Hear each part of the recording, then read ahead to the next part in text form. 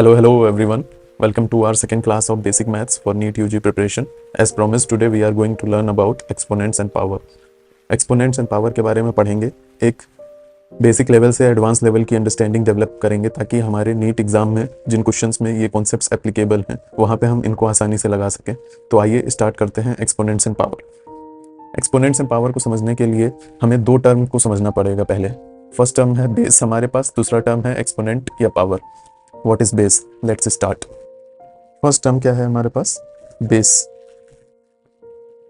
इसकी डेफिनेशन क्या है? Any number being multiplied repeatedly any number being multiplied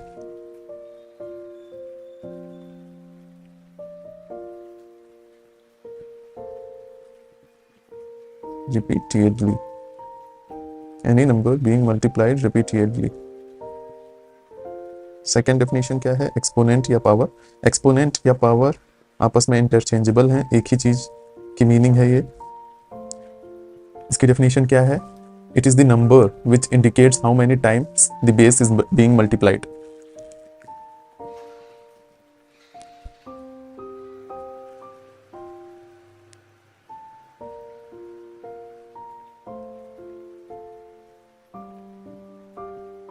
It is the number which indicates how many times the base is multiplied।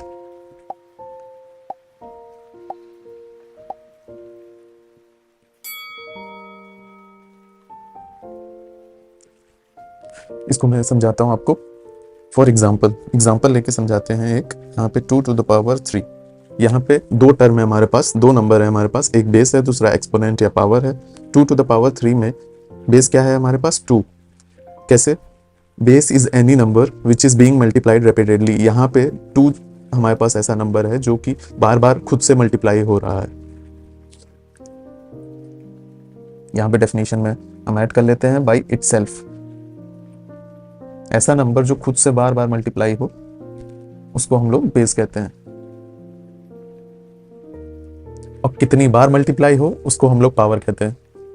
तो 2 to the power 3 में हमारे पास base हो गया 2, पावर हो गई 3। इसका मतलब क्या हुआ? 2 हमारे पास 3 बार मल्टीप्लाई हो रहा है। फॉर एग्जाम्पल दूसरा एग्जाम्पल लेते हैं, 3 to the power 4। 3 to the power 4 में हमारे पास बेस क्या है? बेस वो नंबर जो खुद से बार बार मल्टीप्लाई हो रहा है, यानी 3। इस केस में हमारे पास 3 है ऐसा नंबर जो बार बार खुद से मल्टीप्लाई हो रहा है। पावर है हमारी 4। जितने टाइम्स बेस मल्टीप्लाई हो रहा है खुद से उसको हम लोग पावर बोलते हैं। 3 to the power को हम लोग 3 into 3 into 3 4 टाइम्स यहाँ पे 3 को मल्टीप्लाई करेंगे। इसका 3 to the power 4 का ये मतलब होगा। आगे चलते हैं, देखते हैं। यहाँ पे कई एक्सपोनेंट्स के वेरिएशन दिए हुए हैं हमारे पास, वेराइटीज दी हुई हैं हमारे पास। कितने प्रकार के एक्सपोनेंट्स होते हैं हम लोगों के पास? Positive, zero, fractional, negative. एक एक करके देखते हैं क्या होते हैं। पॉजिटिव एक्सपोनेंट हमारे पास any number being represented in the form of a to the power b where b is positive integer then it is known as positive exponent. क्या बोला मैंने? Any number being represented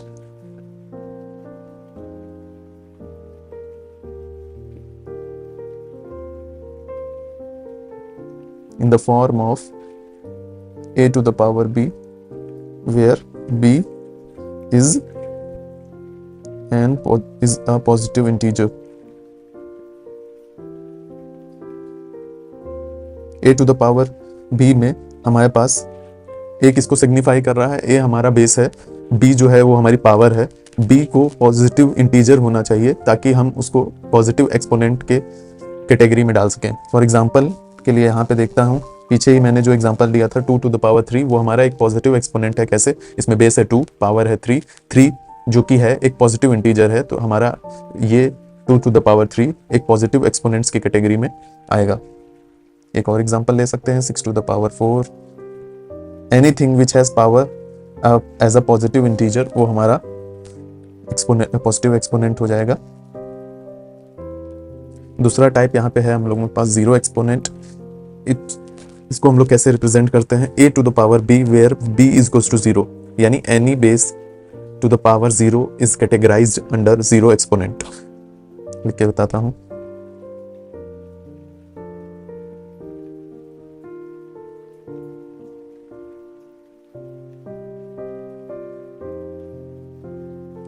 for example लेते हैं यहाँ पे 2 to the power 0, 4 to the power 0, 10 to the power 0.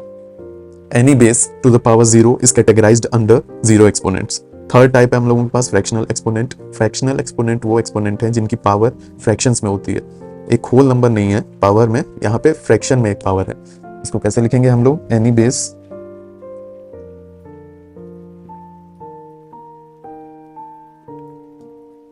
having power in form of fractions, not as whole number.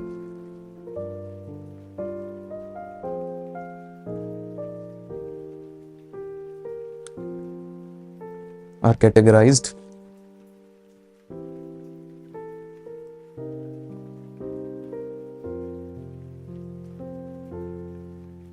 under fractional exponents.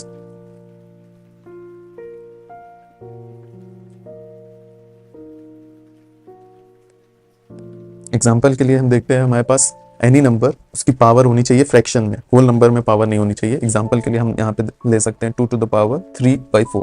3/4 इसमें power है, exponent जो है वो हमारा फ्रैक्शन में है, होल नंबर नहीं। हमारे पास फोर्थ टाइप है नेगेटिव एक्सपोनेंट। इसमें क्या है? Any base to the power negative number, negative integer is categorised under negative exponent. कैसे लिखना है हमें? any base having power in form of negative integer is categorized under negative exponent. यहाँ पे एग्जाम्पल के लिए हम लोग ले सकते हैं 3 to the power -4, 4 to the power -2. Any base having power in the form of negative exponent is categorized under negative exponent. यहाँ पे हम लोगों ने 4 वेराइटीज ऑफ एक्सपोनेंट देख लिए हैं, इनको सॉल्व करना हम लोग आगे सीखेंगे। चलिए आगे चलते हैं। यहाँ पे हमारे पास लॉज ऑफ एक्सपोनेंट आ गया। लॉज ऑफ एक्सपोनेंट हमारी मदद करते हैं किसी भी एक्सपोनेंट की इक्वेशन को सॉल्व करने में। कोई भी नंबर हमें एक्सपोनेंट की फॉर्म में दिया हुआ है तो उसको कैसे सॉल्व करने हैं, उसके लिए बेसिक रूल्स कुछ हैं हमारे पास, गाइडलाइंस है।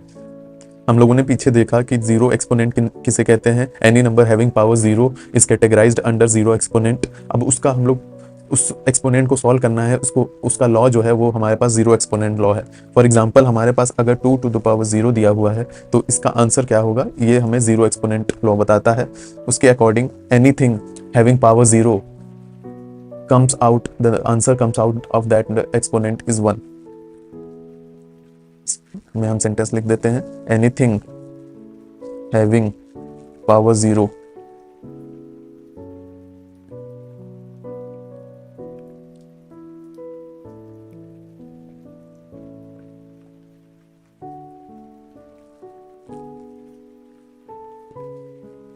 Anything having power 0 equals to 1।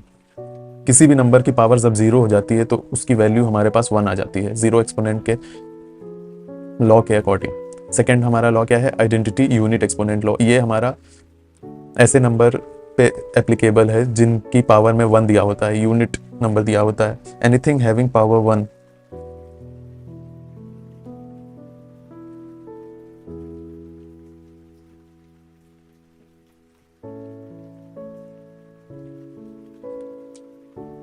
equals to that number only.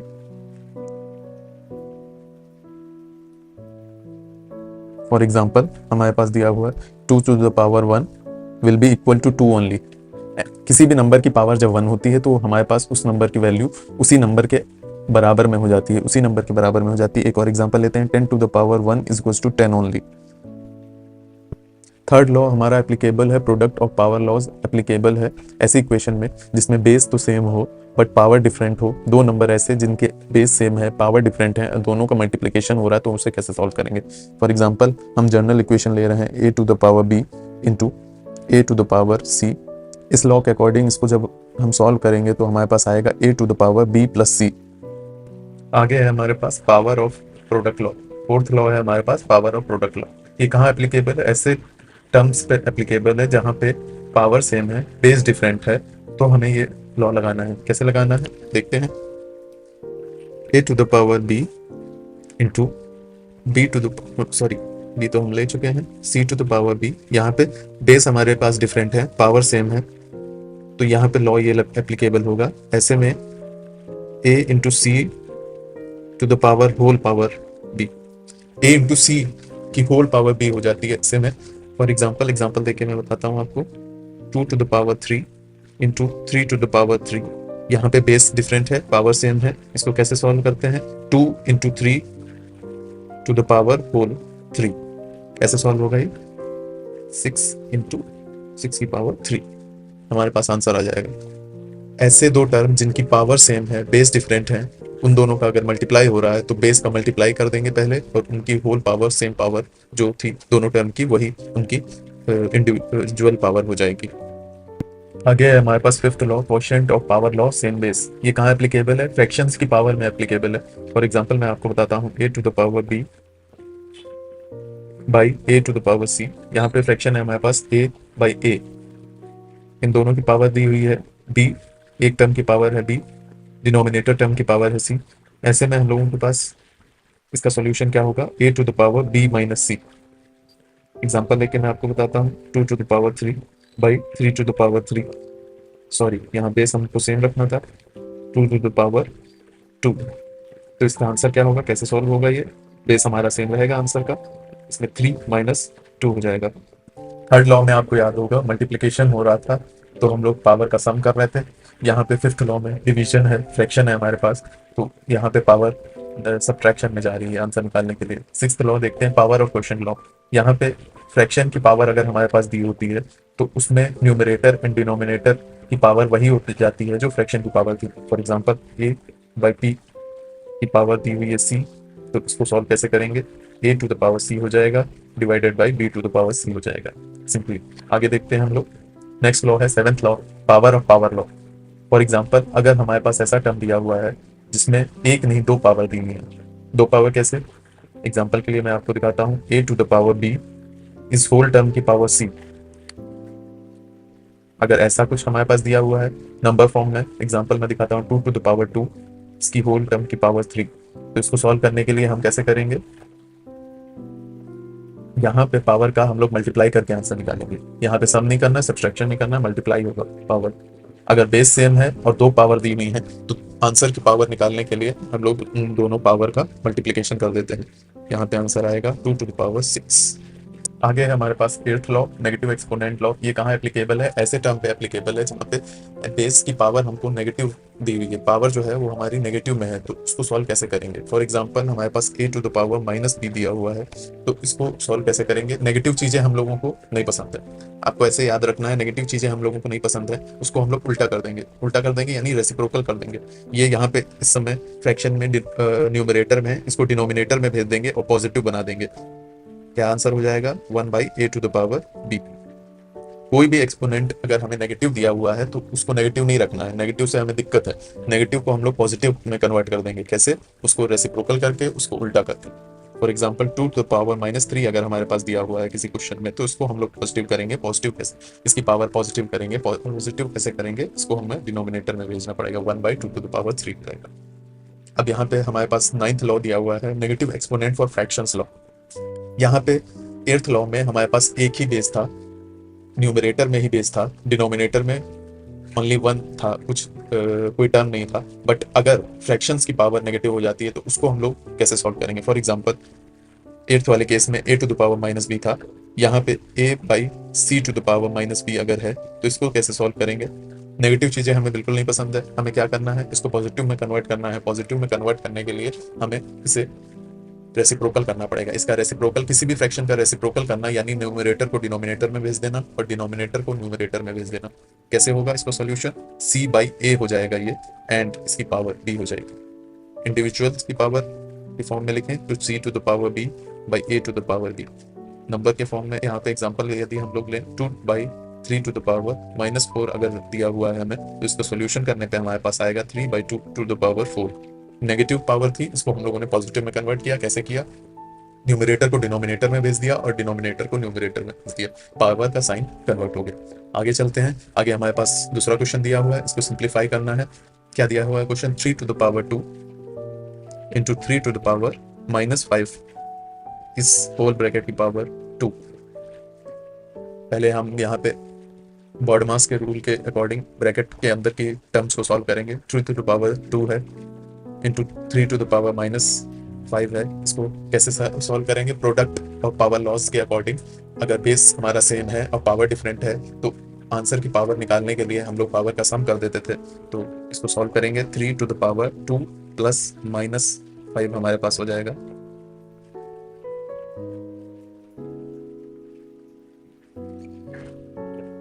Whole to the power 2 हो जाएगा। 2 प्लस -5 करेंगे, कैसे सॉल्व होगा? -5 प्लस 2 यानी -3। इसकी होल की पावर हम लोगों को 2 दी हुई है। यहाँ पे हमारा आंसर आ जाएगा 3 टू द पावर -6। अब देखना है ऑप्शंस के फॉर्म में। अगर हमें नेगेटिव फॉर्म में ही दिया हुआ है तो 3 टू द पावर -6 होगा। अगर हमें पॉजिटिव फॉर्म में इसको लाना है तो 1/3 टू द पावर 6। अब ऑप्शंस चेक कर लेने हैं, नेगेटिव फॉर्म में दिए हैं या पॉजिटिव फॉर्म में दिए हैं। यहाँ पे सेकंड बी ऑप्शन हमको दिया हुआ है 3 टू द पावर -6, यही हमारा आंसर हो जाएगा। आगे चलते हैं, क्वेश्चन नंबर 3 पे आते हैं। आप लोग इस वीडियो को पॉज कर सकते हैं, खुद ट्राई कर सकते हैं 3 एंड 4th क्वेश्चन, उसके बाद आप मेरा सोल्यूशन देख सकते हैं प्ले करने के बाद। क्वेश्चन नंबर 3 में हम लोगों को दिया हुआ है 16 to the power -3/4। 16 to the power -3/4। इसको सॉल्व करने के लिए हमको 2 की पावर्स की वैल्यू याद करना जरूरी है। क्या होती है 2 की पावर्स की value? 2 to the power 1 equals to 2, 2 to the power 2 equals to 4, 2 to the power 3 equals to 8, 2 to the power 4 equals to 16, 2 to the power 5 equals to 32, 2 to the power 6 equals to 64, 2 to the power 7 equals to 128, 2 to the power 8 equals to 256, 2 to the power 9 equals to 512, 2 to the power 10 equals to 1024। 2 की power आपको 10 तक याद होनी चाहिए, इनकी value याद होनी चाहिए, क्योंकि ये हमारे फिजिक्स में आगे बहुत बार काम आएंगी। सारे न्यूमेरिकल्स में कई बार हमको 2 की पावर काम आती है, ये आपको याद होनी चाहिए। इसलिए आप वीडियो पॉज कीजिए, इनकी 2 की पावर 10 तक की वैल्यू आप रफ कॉपी में 3 बार लिखिए ताकि आपको याद हो सके एंड आप फ्यूचर में जब इसका यूज हो तो कर सके। अब यहाँ पे मैंने आपको क्यों बोला कि 2 की पावर याद है, तो हम ये क्वेश्चन बहुत आसानी से कर सकते हैं। हमारे पास क्वेश्चन दिया हुआ है 16 टू द पावर -3/4। यदि 16 को हम लोग 2 की पावर में कन्वर्ट कर लें तो आंसर हम लोगों को बहुत आसानी से मिल जाएगा। कैसे? 2 की पावर 4 हमारे पास होती है 16। इसको अगर हम लोग 16 को 2 की पावर 4 के फॉर्म में लिख लेंगे एंड इसकी होल पावर 3/4, तो 3 ही हमारे पास, तो हम इसको आसानी से सॉल्व कर सकते हैं। बेस यहाँ पे कौन सा लॉ एप्लीकेबल होगा? Power to the power law. Power to the power law क्या होता था? एक ही बेस के 2 पावर जब होते थे तो दोनों पावर का हम लोग मल्टीप्लीकेशन कर देते थे आंसर की पावर निकालने के लिए। कैसे करेंगे? यहाँ पे 2 टू द पावर 4 इंटू 3 -3/4, यहाँ पे मल्टीप्लाई करेंगे। फ्रैक्शंस का मल्टीप्लिकेशन आपको आता होगा। यहाँ पे 4 न्यूमरेटर में है फर्स्ट फ्रैक्शन के और दूसरे फ्रैक्शन के डिनोमिनेटर में है, दोनों कट जाएंगे। हमारे पास पावर सिर्फ बचेगी 2 टू द पावर -3। अब इसको आगे भी हम लोगों को सॉल्व करना पड़ेगा। नेगेटिव चीजें हम लोगों को लाइफ में पसंद नहीं है, इनको पॉजिटिव करना है, पॉजिटिव पावर में कन्वर्ट करना है, तो हम लोगों को रेसिप्रोकल करना पड़ेगा, यानी न्यूमरेटर को डिनोमिनेटर में भेजना पड़ेगा। यहाँ पे डिनोमिनेटर में भेजेंगे तो हमारे पास 1/2 टू द पावर 3 हो जाएगा। आंसर 1/8 पॉजिटिव में आ गया। ऑप्शंस देखना है, पहला ऑप्शन है हमारे पास 1/8, टिक कर देना है। आगे क्वेश्चन पढ़ना है। क्वेश्चन नंबर 4 हमारे पास दिया हुआ है 4.8 into 10 to the power 4 plus another bracket 6.42 into 10 to the power 5, sorry 10 to the power 3। इस क्वेश्चन को सॉल्व करने के लिए हमें शिफ्टिंग ऑफ डेसिमल एक कॉन्सेप्ट पता होना चाहिए, जो अभी हम लोगों ने पढ़ाया नहीं, इसलिए इस क्वेश्चन को अभी स्किप करते हैं। आगे जब हम शिफ्टिंग ऑफ डेसिमल्स पढ़ लेंगे तो उसको वापस आके एक बार सॉल्व करेंगे। आगे बढ़ते हैं, हमारे पास 10th लॉ पढ़ते हैं, फ्रैक्शनल एक्सपोनेंट। यहाँ पे बेस की पावर अगर फ्रैक्शन में है तो उसको कैसे सॉल्व करना है, इसका लॉ है। For example a to the power अगर b/c दिया हुआ है, इस फॉर्म में हमारे पास टर्म है, तो इसको कैसे सॉल्व करेंगे? इसका फ्रैक्शनल पावर का सिंपली मतलब होता है न्यूमरेटर में जो है उतने टाइम्स पॉजिटिव पावर है, डिनोमिनेटर में जो है उतने टाइम्स हमारे नेगेटिव पावर है। कैसे? अब यहाँ पे दिया हुआ है a to the power b/c, यानी a to the power b रखेंगे और c टाइम हम इसका रूट कर देंगे। यानी अगर c 2 है तो स्क्वायर रूट करेंगे, 3 है तो क्यूब रूट कर देंगे। उतने टाइम्स नेगेटिव पावर का मतलब होता है उतने टाइम्स रूट में आ जाती है वो वैल्यू। फॉर एग्जांपल मैं आपको करके दिखाता हूँ। 2 टू द पावर अगर 4/3 हमें दिया हुआ है तो हम कैसे करेंगे इसे सॉल्व?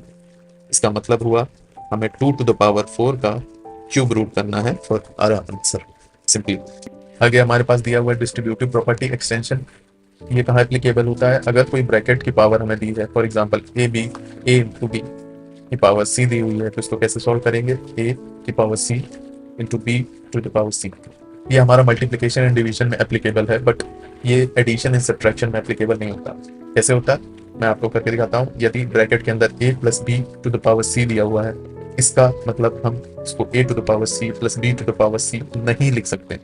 यहाँ पे आपको ध्यान रखना पड़ेगा कि अगर एडिशन सब्ट्रैक्शन है ब्रैकेट के अंदर और उसकी होल ब्रैकेट की होल पावर दी हुई है हमें, तो हम उसे इंडिविजुअल टर्म की पावर के रूप में नहीं लिख सकते। फॉर एग्जाम्पल ये ऐसा क्यों होता है? आपने लोअर क्लासेस में एक इक्वेशन पढ़ी होगी, ए प्लस बी का होल स्क्वायर। ये इसी फॉर्म में है हमारे पास। ऊपर जो इक्वेशन दी है ए प्लस बी की होल पावर सी, अगर यहाँ पे देखें सी की वैल्यू अगर हम रिप्लेस करके 2 लिखते हैं, तो ये हमारा ए स्क्वायर प्लस बी स्क्वायर के बराबर नहीं होता था। इसकी अलग इक्वेशन होती थी जो कि होती थी A square plus B square plus 2ab। यहाँ पे 2ab का टर्म एक्स्ट्रा आ जाता था। इसलिए डिस्ट्रीब्यूटिव प्रॉपर्टी एक्सटेंशन में मल्टीप्लिकेशन एंड डिवीजन अगर ब्रैकेट के अंदर हो रहा है, तो हम उसकी आंसर की पावर उस इंडिविजुअल टर्म्स की पावर में लिख सकते हैं। बट अगर एडिशन एंड सब्ट्रैक्शन हो रहा है ब्रैकेट के अंदर, तो हम इंडिविजुअल टर्म की पावर नहीं दे सकते, जो कि हमें होल ब्रैकेट की पावर दी हुई थी। समझ में आ गया? आगे बढ़ते हैं। हमारे पास कुछ स्पेशल मिक्स्ड ऑपरेशंस हैं। फॉर एग्जांपल पहला है हमारा नेस्टेड पावर। वैसे तो ये पावर ऑफ पावर ही है। अगर हमारे पास एक टर्म की 2 पावर दी हुई है, A to the power B to the power C, यहाँ पे आंसर निकालने के लिए हमारा बी पावर का मल्टीप्लिकेशन करके आंसर आ जाता था। For example 2 to the power 3 into 2 दिया हुआ है, तो आंसर हमारा 2 to the power 3 into 2 2 to the power 6 हो जाता है। ये पीछे भी हमने कराया। इसी को हम लोग नेस्टेड पावर कहते हैं। आगे है हमारे पास negative fraction power. Fraction power हम लोगों ने पढ़ी, नेगेटिव पावर पढ़ी। अब इन दोनों को कंबाइन करके अगर नेगेटिव फ्रैक्शन पावर के फॉर्म में हमें कोई टर्म दिया हुआ है, तो उसे कैसे सॉल्व करना है? For example A to the power minus B by C, इसको कैसे सॉल्व करेंगे? नेगेटिव चीजें हमें पसंद नहीं है, इसका भी रेसिप्रोकल लेंगे। इसकी पावर को पॉजिटिव करना है, तो हमें न्यूमरेटर को डिनोमिनेटर में भेजना पड़ेगा। 1 by A to the power B by C हमारा आंसर हो जाएगा। और उसको फर्दर सॉल्व करेंगे, यानी यहाँ पे जो न्यूमरेटर की यहाँ पे पावर का जो न्यूमरेटर है वो हमारा पावर में रहेगा, और जो पावर का डिनोमिनेटर है वो हमारा रूट में चला जाएगा। यानी A to the power B and C times root करना होगा हमें इसका आंसर निकालने के लिए। आगे है हमारे पास एक एग्जांपल देके मैं आपको सॉल्व करता हूँ। ए टू द पावर माइनस 1/3 अगर हमको दिया हुआ है, तो इसको कैसे सॉल्व करेंगे? 1/8 टू द पावर 1/3 हो जाएगा हमारे पास। 1/3 पावर का क्या मतलब है? 1 तो हमारा पॉजिटिव पावर में रहेगा और 3 हमारा रूट में चला जाएगा, यानी हमें क्यूब रूट निकालना है 8 का, जो कि क्या होता है 2 टू द पावर 3। अगर आपको याद है वो 8 के बराबर होता है, यानी 8 का क्यूब रूट होगा हमारा 2। हमारे पास आंसर आ गया 1/2। इसी तरीके से तीसरा है हमारा कंबाइनिंग डिफरेंट स्ट्रक्चर्स।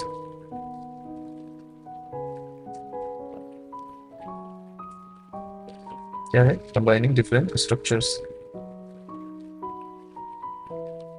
ये कब एप्लीकेबल है? तब एप्लीकेबल है अगर हमारे मल्टीप्लिकेशन में 2 टर्म ऐसे हैं जिनकी पावर सेम है, तो उन टर्म को हम लोग ग्रुप करके लिख देंगे। उन टर्म को हम लोग पास में ले आएंगे और पहले उसको सॉल्व कर लेंगे। For example A to the power m, b to the power n and c to the power m में मल्टीप्लिकेशन यदि हमें दिया हुआ है, तो उसको a और या c यहाँ पे देखें तो इन दोनों की पावर सेम है, m है, उसको आपस में ग्रुप करके लिख देंगे। यानी a इंटू सी की power whole n into B to the power n हमारा आंसर आ जाएगा। एग्जाम्पल मैं करके दिखाता हूँ एक 2 to the power 3 into 4 to the power 2 into 3 to the power 3। यहाँ पे 2 टर्म ऐसे कौन से हैं हमारे पास जिनके पावर सेम है? वो है हमारे 2 to the power 3 and 3 to the power 3। दोनों की पावर सेम है, 3 है, तो इसको कंबाइन करके लिख देंगे, यानी 2 इंटू 3 की होल पावर 3 इंटू 4 इंटू 2 हमारा आंसर देगा इस इक्वेशन का। 6 to the power 3 into 4 into 2 हमको आंसर दे देगा। आगे चलते हैं। हमारे पास कुछ स्टेटमेंट्स दिए हुए हैं important. Exponents have higher precedence than multiplication and division.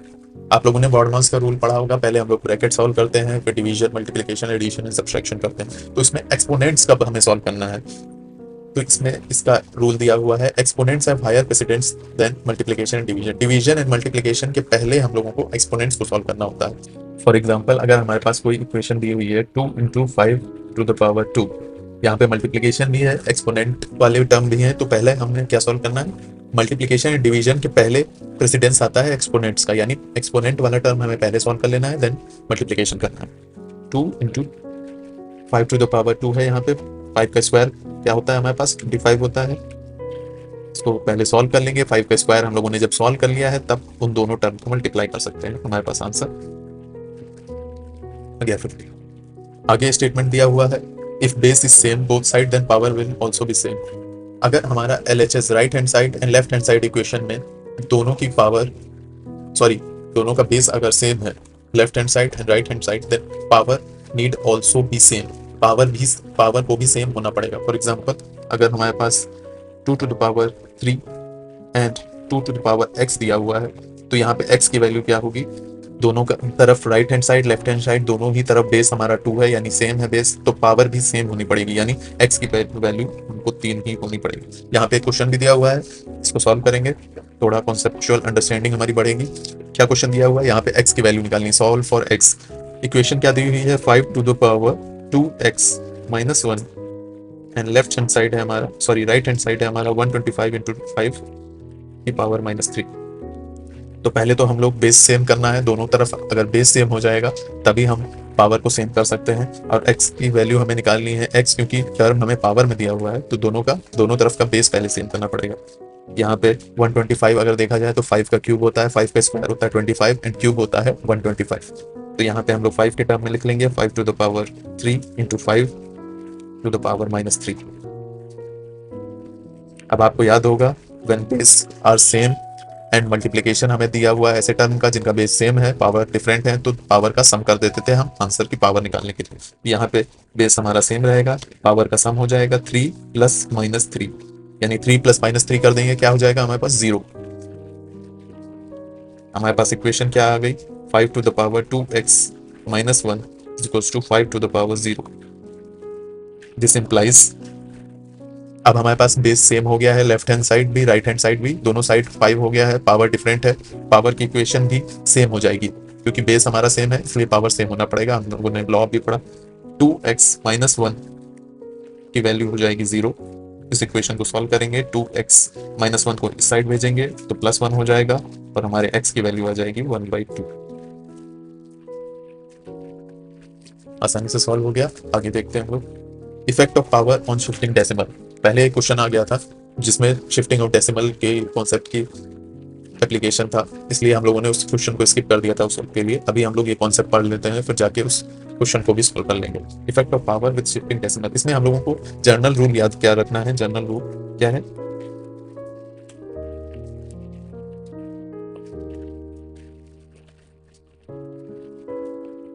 General rule है,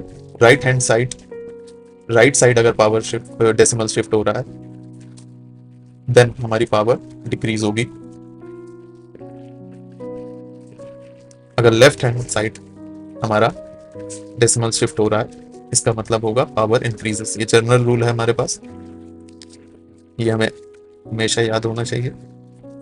फॉर एग्जांपल अगर हमारे पास वैल्यू इक्वेशन दी हुई है 2.3 इंटू 10 टू द पावर 3, इसके लिए अगर हम लोग इसमें डेसिमल पॉइंट को राइट हैंड साइड शिफ्ट करते हैं, राइट साइड शिफ्ट करते हैं, यानी अभी 2 और 3 के बीच में डेसिमल दिया हुआ है, इस पॉइंट को अगर डेसिमल पॉइंट को 3 के बाद ले जाते हैं, यानी राइट हैंड साइड शिफ्ट हो गया डेसिमल, तो पावर हमारी घटनी चाहिए।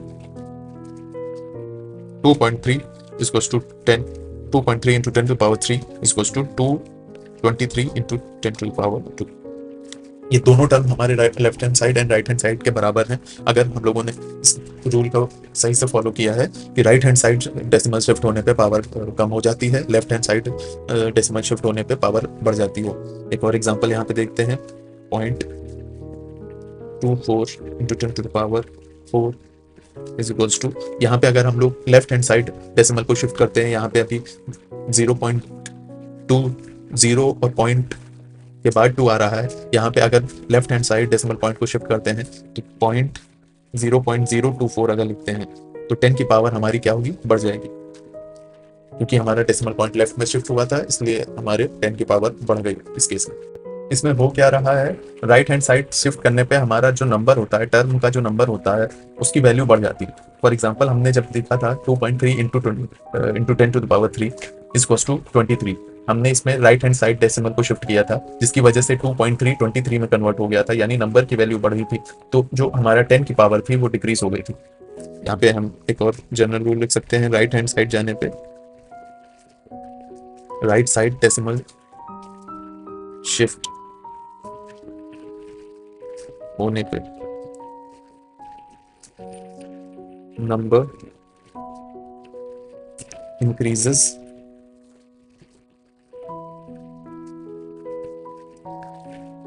Power of 10 decreases. दूसरा left side decimal shift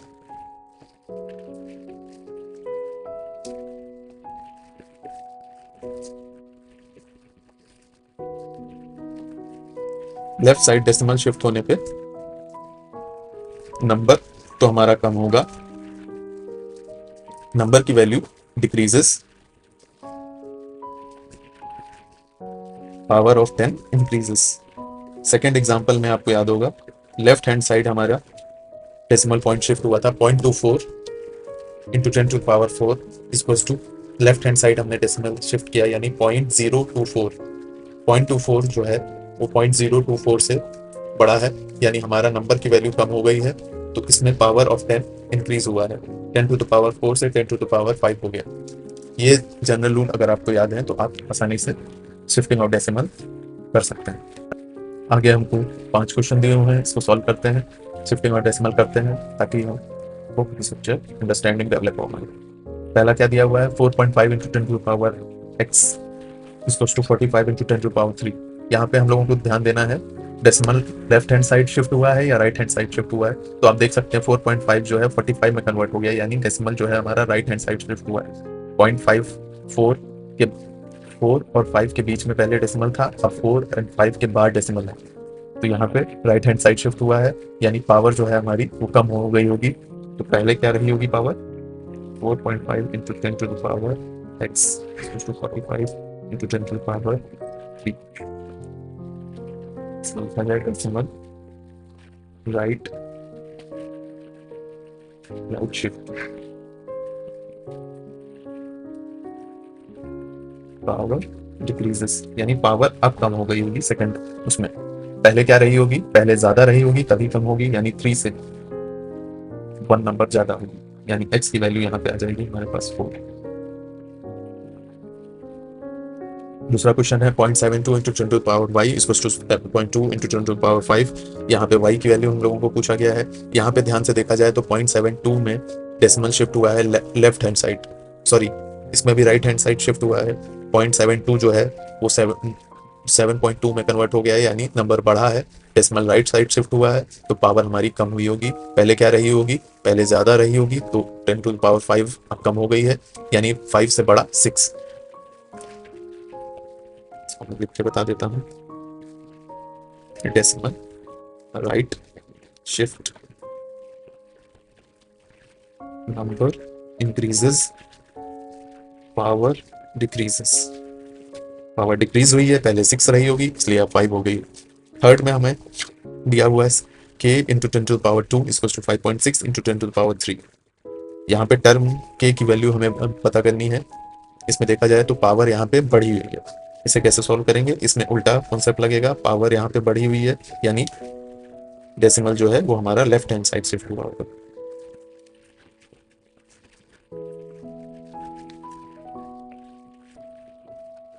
number जो है वो हमारा डिक्रीज हुआ होगा। डिक्रीज हुआ है, पहले क्या था, पहले बड़ा नंबर था इसलिए डिक्रीज हुआ, यानी k की वैल्यू हुई गई 56। 5.6 में डेसिमल हमारा पहले लेफ्ट हैंड साइड रहा होगा, तो हमारे k की वैल्यू हो जाएगी 56। आगे देखते हैं हम लोग क्वेश्चन नंबर 3। इसमें हम लोगों को देखना है, पहले क्या देखना है, डेसिमल हमारा लेफ्ट हैंड साइड शिफ्ट हुआ है या राइट हैंड साइड शिफ्ट हुआ है, और कितना शिफ्ट हुआ है। कितना शिफ्ट होने से मतलब है कितने टाइम्स नंबर कम हो गया है या बढ़ गया है। चलिए देखते हैं, 0.045 into 10 to the power m equals to 4.5 into 10 to the power -1। यहाँ पे हम आसानी से देख सकते हैं कि डेसिमल पहले 0 पे पहले था, इसको राइट हैंड साइड करके 0 एंड 4 के बीच में आया, then once again right hand side decimal shift हुआ तो 4.5 वैल्यू है, यानी 2 बार वैल्यू डेसिमल शिफ्ट हुआ है। decimal shift right 2 times.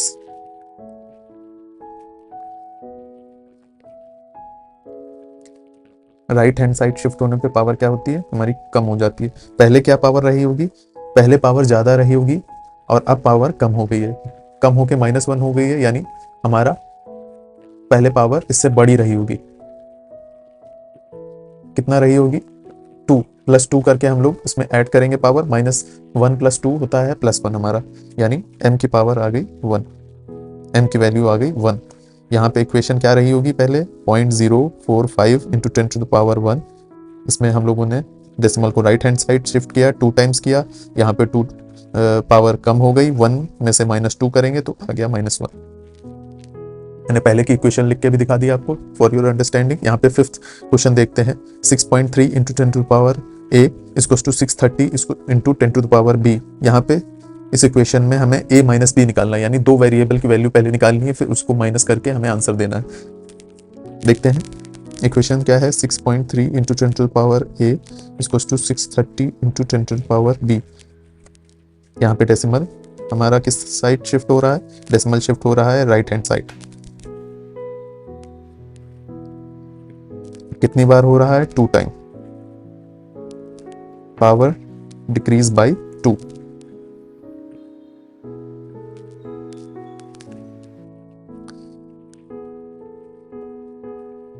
यानी हमारा पहले जो पावर रही होगी उससे पावर 2 माइनस हो गई है, यानी a - b हमारे पास क्या आ जाएगा, 2। पहले पावर जो भी रही होगी उसमें से 2 माइनस करके हमारी पावर आ गई है, क्योंकि डेसिमल हमारा right hand side 2 times shift हुआ था, तो पावर 2 नंबर से कम हो गई होगी, यानी पहले जो पावर रही होगी a, उसमें से दूसरी पावर 2 नंबर कम होगी, a - b हमारा आंसर आ जाएगा 2। नॉट दैट हम लोगों ने शिफ्टिंग ऑफ डेसिमल सीख लिया है, तो आगे हम ये वाला क्वेश्चन करते हैं जो हम लोगों ने स्किप कर दिया था। क्वेश्चन नंबर 4 था हमारे पास, 4.8 × 10⁻4 इन अदर ब्रैकेट, इसका सम करना है 6.42 × 10⁻3। कैसे करेंगे हम लोग, अगर यहाँ पे देखा जाए तो सम करना है 4.8 का 6.42 से, उससे लेकिन हमारा आंसर नहीं आएगा, क्योंकि दोनों की जो 10 की पावर है वो डिफरेंट है। कैसे डिफरेंट है, एक की टर्म में 10 की पावर है 4 हमारे पास, दूसरे टर्म में 10 की पावर है हमारे पास 3। अगर यहाँ पे हम लोगों को डायरेक्ट एडिशन करना है टर्म्स का, तो हम लोगों को पावर सेम लानी होगी 10 की। कैसे लाएंगे, शिफ्टिंग ऑफ डेसिमल के कॉन्सेप्ट से लाएंगे। अब यहाँ पे हम लोगों को 10 की पावर 4 है पहले टर्म में, या तो हम इसे 10 की पावर 3 करें पहले टर्म की, या फिर दूसरे टर्म की पावर जो 10 की पावर 3 है उसको 10 की पावर 4 में कन्वर्ट करें उस टर्म को। तो दूसरे टर्म को हम लोग कर लेते हैं, कोई भी कर सकते हैं, फर्स्ट या सेकंड। यहाँ पे दूसरे टर्म को हम लोग कन्वर्ट करते हैं, यानी 10 की पावर 3 को जो दूसरी टर्म में है उसको 10 की पावर 4 में कन्वर्ट करना है। कैसे करेंगे, शिफ्टिंग ऑफ डेसिमल से। तो 4.8 × 10⁻4 इसको ऐसे ही रखेंगे, दूसरे टर्म में हमें शिफ्ट करके 10⁻4 करना है टर्म को। 6.42 को अगर हमें पावर बढ़ रही है, यानी पावर 3 से 4 हो रही है, बढ़ रही है, तो हमें शिफ्टिंग ऑफ डेसिमल किधर करना होगा, लेफ्ट हैंड साइड करना होगा। यहाँ पे आंसर आएगा 0.642। अब हम इस दोनों टर्म का सम कर सकते हैं डायरेक्टली, क्योंकि पावर जो 10 की है वो हमारी बराबर है, दोनों ही टर्म में 10 की पावर 4 है, तो 4.8 + 0.642 × 10⁻4 हमारा आंसर आएगा। कैसे होगा ये, हमारा आंसर आ जाएगा 5.442 × 10⁻4। कैसे आया, 4.8 + 0.642 करके हमारा आंसर आया। अगर दो टर्म का एडिशन दिया हुआ है जिनकी 10 की पावर डिफरेंट है, तो पहले हम किसी एक टर्म को दूसरे टर्म की 10 की पावर के फॉर्म में लाएंगे और फिर हम आगे एडिशन सब्ट्रैक्शन परफॉर्म करेंगे। आगे चलते हैं, ये क्वेश्चन भी हम लोगों ने सॉल्व कर लिया। यहाँ पे शिफ्टिंग ऑफ डेसिमल्स का कॉन्सेप्ट सीख लिया है हमने। अब दूसरा कॉन्सेप्ट है हमारे पास, changing the side of power, यानी अगर लेफ्ट हैंड साइड के टर्म में 10 की पावर कुछ दी हुई है, अगर हम उसे राइट हैंड साइड ले जाएंगे तो उसमें क्या चेंज आता है वो हम देखेंगे। यहाँ पे जनरल रूल हमें याद रखना है। क्या है जनरल रूल, बताता हूँ आपको। अगर हम लोग शिफ्टिंग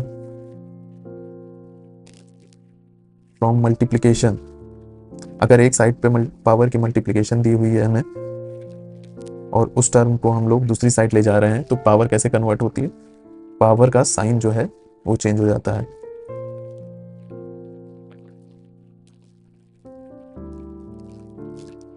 आप लोगों को याद होगा जिस प्रकार हम लोग न्यूमरेटर को अगर डिनोमिनेटर में भेजते थे तो उसकी पावर का साइन अपोजिट हो जाता था, उसी प्रकार जब हम किसी लेफ्ट हैंड साइड टर्म को राइट हैंड साइड भेजते हैं या vice versa right hand side के टर्म को लेफ्ट हैंड साइड भेजते हैं तो उसकी पावर का साइन अपोजिट हो जाता है। हमारे पास कई एग्जाम्पल दिए हुए हैं, इसको सॉल्व करते हैं for your better conceptual understanding. पहला हमें टर्म दिया हुआ है 4.2 into 10⁻³ into y equals to y. यहाँ पे y दिया हुआ है हमें 4.2 इंटू 10⁻³ के बराबर, और पूछा है 4.2 अगर 10 की पावर हम y की टर्म साइड लिए जाते हैं यानी राइट हैंड साइड ले जाते हैं, जो कि 10⁻³ लेफ्ट हैंड साइड था पहले, अगर उसको हम लोग राइट हैंड साइड ले जाते हैं y की तरफ तो उसमें 10 की पावर क्या रहेगी। पहले 10 की पावर +3 थी, इधर राइट हैंड साइड जाने के बाद -3 हो जाएगी, यहाँ पे 10 की पावर -3 हो जाएगी राइट हैंड साइड आने पर। दूसरा एग्जांपल हमारे पास दिया हुआ है 6.8/10⁻² इक्वल्स टू z। देन दिया हुआ है 6.8 equals to z into 10⁻² what. 10 की पावर यहाँ पे पूछी हुई है तो हम लोग देखेंगे लेफ्ट हैंड साइड 10 की पावर क्या थी, यहाँ पे गलती नहीं करनी है हमें, 10 की पावर लेफ्ट हैंड साइड 2 नहीं है, एक्चुअल में वो -2 है, क्योंकि 10 की पावर डिनोमिनेटर में दी हुई है, इसको हम लोग ऊपर जब ले जाएंगे तो वो पॉजिटिव पावर नेगेटिव में कन्वर्ट हो जाएगी, और जब उस लेफ्ट हैंड साइड की पावर को राइट हैंड साइड भेजेंगे हम तो एक बार और पावर कन्वर्ट होगी और क्या हो जाएगी, पॉजिटिव में कन्वर्ट हो जाएगी। यानी यहाँ पे z इंटू 10⁻2 होगा, ये -2 नहीं होगा, यहाँ पे आंसर हमारा 10 की पावर +2 आएगा। यानी 6.8/10⁻² दिया हुआ है, अगर इसमें हम 10 का टर्म को पावर की टर्म को राइट हैंड साइड भेजेंगे तो हमारी पावर 10 की पावर 2 रहेंगी। थर्ड हमारा टर्म दिया हुआ है k into 10⁻m equals to 5.4, then k equals to 5.4 into 10⁻, what. यहाँ पे 10 की पावर हमें लेफ्ट हैंड साइड से राइट हैंड साइड जा रही है तो क्या होगा, 10 की पावर का साइन चेंज होगा, 10 की power left hand side +m है तो राइट हैंड साइड जाके -m हो जाएगी, यहाँ पे सिंपली हम लिख देंगे -m। फोर्थ है हमारे पास 8.1 equals to p into 10⁻⁻8। Then यहाँ पे हम लोगों को p की वैल्यू पूछी हुई, p की वैल्यू क्या है, यहाँ पे पहले p इंटू 10⁻⁻2 यानी p के साथ 10 की पावर -2 लगी हुई है राइट हैंड साइड, इसको लेफ्ट हैंड साइड जब हम भेजेंगे तो p की वैल्यू हम यहाँ पे जान पाएंगे। यहाँ पे राइट हैंड साइड 10 की पावर क्या हुई है, नेगेटिव में दी हुई है -2, लेफ्ट हैंड साइड जब यही 10 का टर्म जाएगा तो उसकी पावर हो जाएगी +2, यानी हमारी p की वैल्यू हो जाएगी 8.1 इंटू 10⁻2 पॉजिटिव। फिफ्थ हम देखते हैं, यहाँ पे दिया हुआ है 2.3 इंटू 10⁻⁻x इक्वल्स टू 0.023। अब यहाँ पे देखा जाए तो लेफ्ट हैंड साइड हमें 10 की पावर -x दी हुई है एंड राइट हैंड साइड 10 की पावर जो है वो 0 है, 10 का टर्म ही नहीं दिया हुआ, यानी 10 की पावर 0 दी हुई है, मल्टीप्लिकेशन में 1 आ रखा है। कैसे, यहाँ पे दिया हुआ है हमें 2.3 इंटू 10⁻⁻x इक्वल्स टू 0.023, इसको हम लिख सकते हैं 10 इंटू 10⁻0, 10⁻0 की वैल्यू होती है 1, यानी वो वही टर्म रहेगा। अब यहाँ पे शिफ्टिंग और डेसिमल के कॉन्सेप्ट से इस क्वेश्चन को हम लोग सॉल्व करेंगे। यहाँ पे लेफ्ट हैंड साइड में टर्म दिया हुआ है 2.3 और राइट हैंड साइड में दिया हुआ है 0.023, और इसमें हम लोगों ने शिफ्ट कितना किया है, किधर को किया है, लेफ्ट हैंड साइड किया है, और 2 बार किया है। यहाँ पे देखा जाए तो पावर में लेफ्ट हैंड साइड जाने पे पावर इंक्रीज होती है, यानी -x से पावर इंक्रीज होके 0 हो गई है, -x में +2 किया है तो पावर 0 हो गई है, यानी x हमारा रहा होगा 2, x रहा होगा 2, और इक्वेशन क्या रही होगी, इक्वेशन रही होगी 2.3 इंटू 10⁻⁻2 इक्वल्स टू 0.023। आप इसको सॉल्व करके क्रॉस वेरीफाई कर सकते हैं, हमारा आंसर आ गया है। आगे चलते हैं, आगे क्वेश्चंस हम लोगों को कई सारे दिए हुए हैं। अब हम लोग जल्दी जल्दी कोशिश करते हैं जो भी कॉन्सेप्ट हम लोगों ने पढ़े थे उनको अप्लाई करें ताकि हमारी अंडरस्टैंडिंग और डेवलप हो। कई सारे क्वेश्चन दिए हुए हैं, ऑप्शंस दिए हुए हैं, मल्टीपल चॉइस क्वेश्चंस। इवेलुएट करना है 81 टू द पावर 1/4 की होल पावर -2।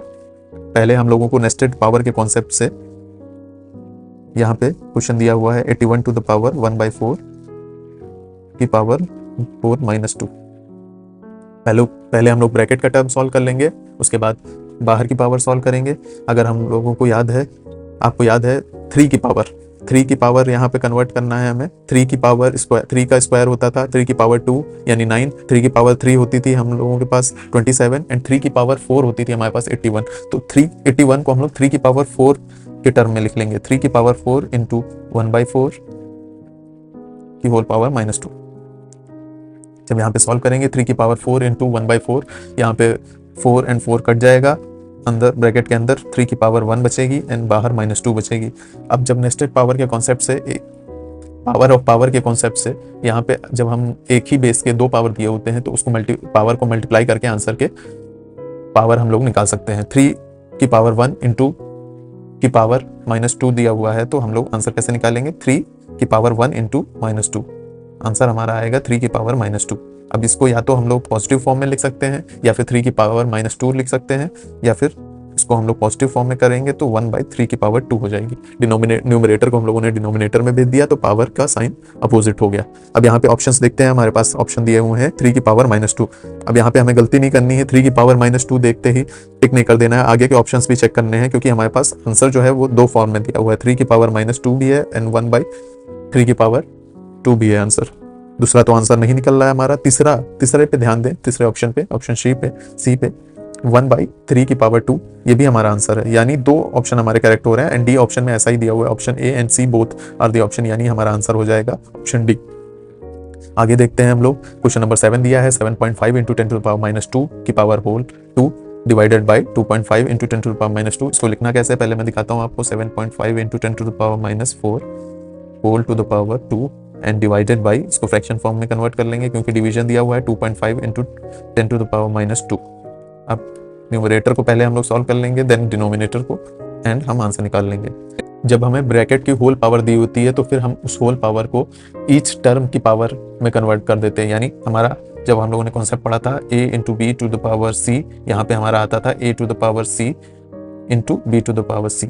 उसी तरीके से हम लोग यहाँ पे लिख लेंगे 7.5 की भी पावर हो जाएगी 2 इंटू 10 टू द पावर -4 की भी पावर हो जाएगी 2, और डिवीजन में हमारा 2.5 इंटू 10 टू पावर -2 रहेगा ही। आगे चलते हैं, हमारा 7.5 टू द पावर 2 का मतलब है बेस को 2 टाइम्स मल्टीप्लाई करना है, यानी हम इसे लिख सकते हैं 7.5 into 7.5 into 10 to the power -4।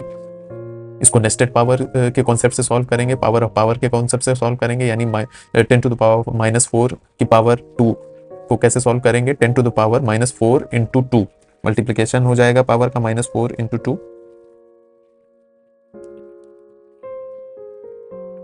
साफ करके लिख देता हूँ, और नीचे का टर्म वैसे ही रहेगा 2.5 into 10 to the power -2।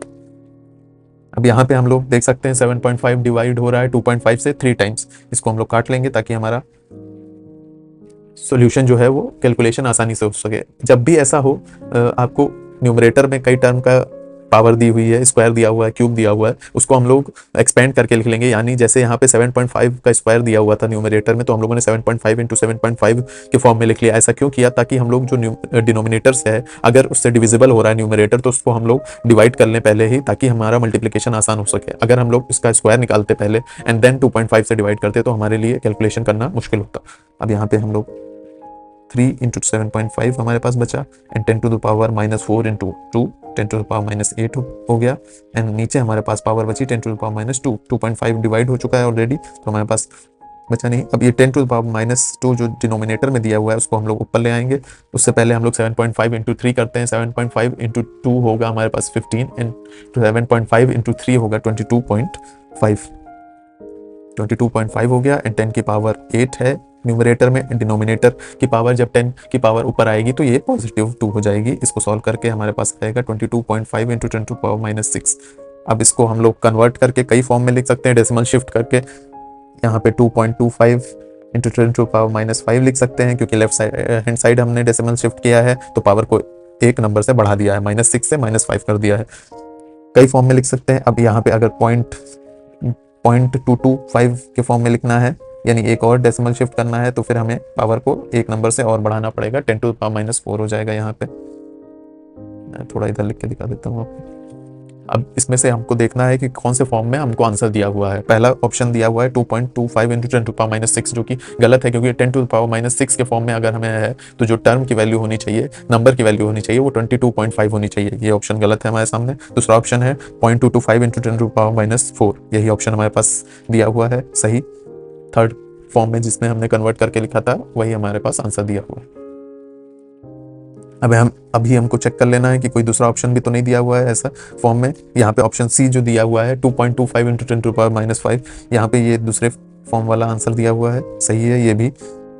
Option D जो है वो हमारे पास गलत है, तो यहाँ पे option C, B and C both are correct हो गया है हमारे पास। Option B and C both are correct.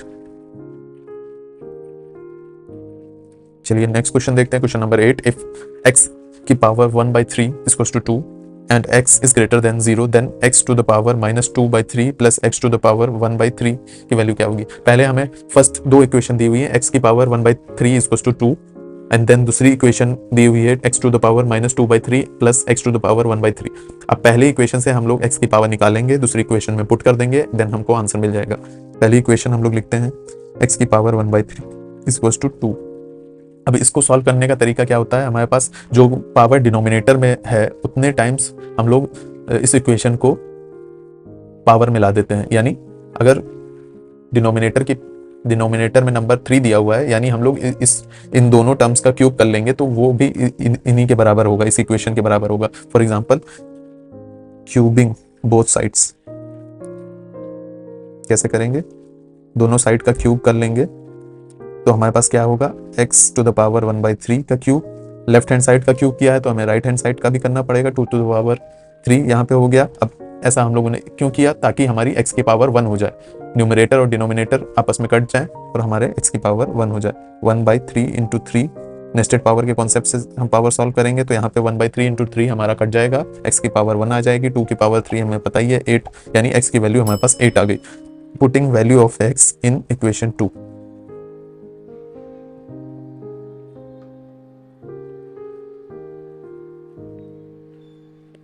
यहाँ पे हम लोग x की वैल्यू 8 रखेंगे दूसरी इक्वेशन में, तो क्या था, x की पावर -2/3 यानी 8 to the power -3 2/3 plus 8 to the power 1/3 is equals to, answer हमें निकालना है।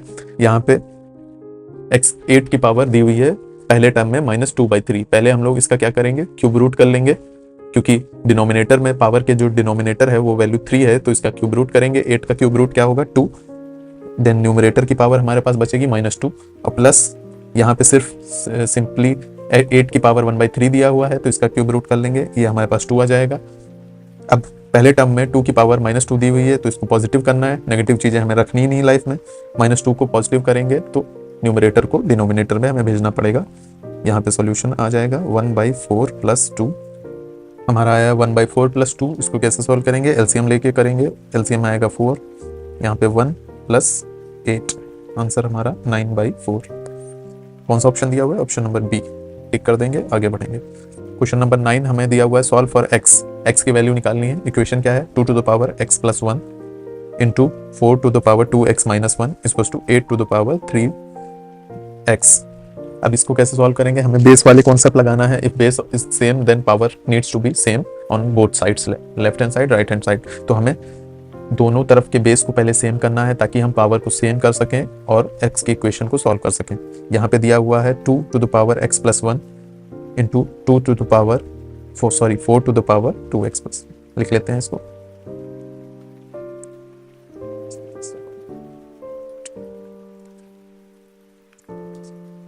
Equals to 8 to the power 3x।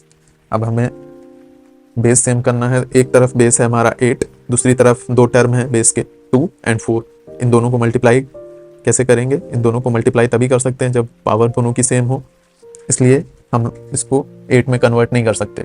8 में नहीं कर सकते तो हमें देखना है किस टर्म में हम कर सकते हैं, 2 में कन्वर्ट कर सकते हैं 4 को, क्योंकि 4 is equals to 2 to the power 2 and 8 is also equals to 2 to the power 3, इसलिए हम लोग 2 की फॉर्म में कन्वर्ट कर देंगे। 2 की power x plus 1 into 2 to the power 2 in bracket 2x minus 1 और इधर side 2 to the power 3 and out of the bracket 3 power 3x।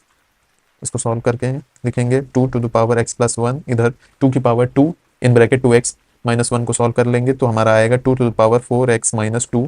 दूसरी साइड हमारा आएगा नेस्टेड पावर के कॉन्सेप्ट से 2 into 3 sorry 2 to the power 3 into 3x। हमारा क्या आ गया, 2 to the power x plus 1, 2 to the power 4x minus 2, 2 to the power minus 2 to the power 9x sorry. अब हमारा बेस क्योंकि सेम हो चुका है लेफ्ट हैंड साइड तो हम लोग पावर के को सम कर देंगे, क्योंकि ये दोनों का टर्म का मल्टीप्लिकेशन हमें पूछा गया है। बेस सेम रहेगा दोनों का सम करेंगे, दोनों की पावर का x+1 प्लस 4x-2, और दूसरी साइड हमारा 2⁹ आ रखा है। कैसे सॉल्व होगा ये? 2 यहाँ पे सम किया x+1 4x-2, इसका सम करेंगे तो हमारा 5x आएगा, और +1 -2 करेंगे तो -1 आएगा। दूसरी साइड पावर 9x, यानी अब दोनों साइड हमारा बेस सेम हो चुका है तो पावर भी सेम कर सकते हैं हम। This implies 5x - 1 = 9x। इस 5x को राइट हैंड साइड भेजेंगे, कैसे आएगा? -1 = 9x - 5x, इधर पॉजिटिव में 5x था, इधर नेगेटिव में चला जाएगा। हमारे पास इक्वेशन की वैल्यू क्या आएगी? -1 = 4x। Then this implies x = 1 - 1/4। कौन सा ऑप्शन दिया हुआ है? ऑप्शन नंबर डी है हमारे पास, ऑप्शन टिक कर देंगे। आगे चलते हैं, नेक्स्ट क्वेश्चन है हमारे पास, क्वेश्चन नंबर 10। यहाँ पे दिया हुआ है √x + 1/√x, इसकी वैल्यू दी हुई है इस इक्वेशन की =7, एंड दिया हुआ है x is greater than 0, then the value of x + 1/x is what. यहाँ पे कैसे सॉल्व करेंगे? एक इक्वेशन में हम लोगों को √x दिया हुआ है, दूसरी इक्वेशन में x दिया हुआ है, यानी एक दूसरी पहली इक्वेशन को अगर हम स्क्वायर कर लें, √x वाला टर्म को हम लोग x के टर्म में कन्वर्ट करें तो हम लोग आंसर निकाल सकते हैं। कैसे स्क्वायर करेंगे? √x + 1/√x, इसको होल स्क्वायर करना पड़ेगा। लेफ्ट हैंड साइड हम लोगों ने स्क्वायर किया है तो राइट हैंड साइड भी करना पड़ेगा। अब इसको अलजेब्रिक इक्वेशन की लॉ से यहाँ पे हम लोग निकालेंगे, a + b² लॉ से निकालेंगे आंसर x। a², यहाँ पे √x का स्क्वायर x होगा, प्लस 1/√x का स्क्वायर 1/x होगा, प्लस 2ab के कॉन्सेप्ट से हम लोग निकालेंगे 2 × √x × 1/√x। √x से √x कट जाएगा, यहाँ पे आएगा हम लोगों के पास x + 1/x + 2, दूसरी साइड 7 का स्क्वायर 49 होगा। आपको स्क्वायर याद करने थे, पिछले क्लास में मैंने कहा था, अगर आपने याद किए हैं तो आपको आंसर आसानी से मिल जाएगा। x + 1/x = 49, माइनस +2 को इधर ले जाएंगे राइट हैंड साइड, -2 में कन्वर्ट हो जाएगा, आंसर हमारा 47 आ जाएगा। ऑप्शन नंबर बी को टिक करेंगे, आगे बढ़ेंगे। क्वेश्चन नंबर 11 दिया हुआ है हमारे पास, इवेल्युएट करना है हमें। तीन पार्ट है क्वेश्चन के। पहला पार्ट चलिए सॉल्व करते हैं। 16 की पावर हमें दी हुई है 3/4, 16 to the power 3/4, मल्टीप्लीकेशन में दिया हुआ है 32 to the power 1/5, इनको डिवाइड के टर्म, डिवीजन के टर्म में दिया हुआ है 8 to the power 4/3। हमको इनके पावर को सिंप्लीफाई करना है। पावर को सिंप्लीफाई कैसे करेंगे? 16 को 2 की पावर के फॉर्म में लिखेंगे, ताकि 2 की पावर 4, 16 = 2 to the power 4, यहाँ पे लिख लिया 2 to the power 4, पावर हमारी 3 × 2 3/4 रहेगी, इंटू 32 को हम लोग कैसे लिख सकते हैं? 2 की पावर 5 के फॉर्म में लिख सकते हैं। 2 की पावर बहुत इंपॉर्टेंट है, आपको दूसरे कई सारे टर्म याद करने पड़ेंगे 2 की पावर में, मैंने पहले आपको बताया था इसी क्लास में। अगर आपको याद है तो आप 32 को 2 की पावर 5 के फॉर्म में लिख सकते हैं, दूसरी पावर 1/5 यहाँ पे रहेगी। अब नीचे टर्म को भी 8 को हम 2 की पावर 3 लिख सकते हैं, एंड यहाँ पे नेस्टेड पावर के कॉन्सेप्ट से इंटू 4/3। इसमें हम पावर को सिंप्लीफाई कर लेंगे। 4 × 2 की पावर पहले टर्म में 4 × 3/4 दी हुई है, 4 से 4 कट जाएगा, 2 की पावर 3 बचेगी। यहाँ पे दूसरे टर्म में 2 की पावर 5 × 1/5 दिया हुआ है, 5 से 5 कट जाएगा, इंटू 2 की पावर 1 बचेगा। सेकेंडली हमारे पास 2 की पावर डिनोमिनेटर में 2 की पावर 3 × 4/3 दिया हुआ है, 3 से 3 कट जाएगा, 4 बचेगा। ऊपर मल्टीप्लाई करेंगे 2 की पावर 3 × 2 की पावर 1, बेस सेम है, पावर डिफरेंट है, पावर बेस को सेम रखेंगे आंसर में, और पावर का सम कर देंगे। 3 + 1 हमारे पास आ जाएगा 2 की पावर 4/2 की पावर 4, यानी 1। पहला पार्ट हम लोगों ने सॉल्व कर लिया। This is first part.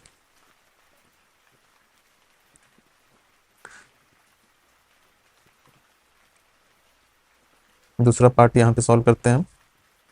दिया हुआ है 27 to the power 2/3 × 81 to the power 1/-1/4। 27 को हम लोग कैसे लिख सकते हैं? 3 की पावर के फॉर्म में लिख सकते हैं, 2 की पावर के फॉर्म में नहीं। 3 की पावर 3 होती है, 3 का क्यूब 27 होता है, आपको याद होगा। 3 की पावर के फॉर्म में लिख लेंगे। पहले हम लोग यहाँ पे क्वेश्चन लिख लेते हैं। 27 to the power 2/3 × 81 to the power -1/4। यहाँ पे 27 को 3 की पावर 3 के फॉर्म में लिख लेंगे, nested power into 2/3 divided by, sorry divided नहीं है, मल्टीप्लीकेशन में है, 81 टू द पावर -1/4। इसको 3 की पावर 81 को हम लोग कैसे लिख सकते हैं, 3 की पावर 4 लिख सकते हैं। 3 का क्यूब होता है 27 इंटू 3 होता है 81, यानी 3 की पावर 4 होती है हमारी पास 81। 3 की पावर 4 के फॉर्म में लिख लेंगे एंड नेस्टेड पावर के कॉन्सेप्ट से -1/4 से मल्टीप्लाई हो जाएगा यहाँ पर। आगे हम लोग मल्टीप्लीकेशन देखें, चेक करें। 3 to the power 3 into 2 to the power into 2/3 दिया हुआ है, तो इसको हम लोग 3 से 3 काट देंगे, आंसर आएगा 3/2 इंटू यहाँ पे 3 टू द दूसरे टर्म में 3 to the power 4 into 3 to the power -1/4 दिया हुआ है, 4 से 4 कट जाएगा, दूसरे टर्म की पावर -1 बचेगी, यानी 3 to the power 2 into 3 to the power -1 equals to हमारा आंसर आएगा 3। बेस सेम रहेगा, पावर डिफरेंट है, दोनों का सम कर देंगे, 2 - 1 इक्वल्स टू 1। हमें दूसरे पार्ट का भी आंसर मिल गया है। अब हमें थर्ड पार्ट का सोल्यूशन यहाँ पे करना है। थर्ड पार्ट, इसको पहले सिंप्लीफाई करके लिखेंगे हम लोग, काफ़ी लंबा, काफ़ी सारे टर्म्स इसमें इन्वॉल्व हैं। 27 to the power 2/3 to the power -3 into 81 to the power 3/4 to the power 4/3 divided by 9 to the power -1/2 to the power -4 into 3 to the power 5 की होल पावर -2/5। अब इसको सॉल्व करेंगे, कैसे सॉल्व करेंगे, nested power के concept से पहले हम लोग सॉल्व कर लेंगे। यहाँ पे सॉरी पहले ब्रैकेट को सॉल्व करेंगे। यहाँ पे 27 को हम लोग लिख सकते हैं 3 to the power 3 into 2 to the power 3, 3 से यहाँ पे 3 कट जाएगा, इसकी नेस्टेड पावर है -3, मल्टीप्लीकेशन में हमारे पास रहेगा 81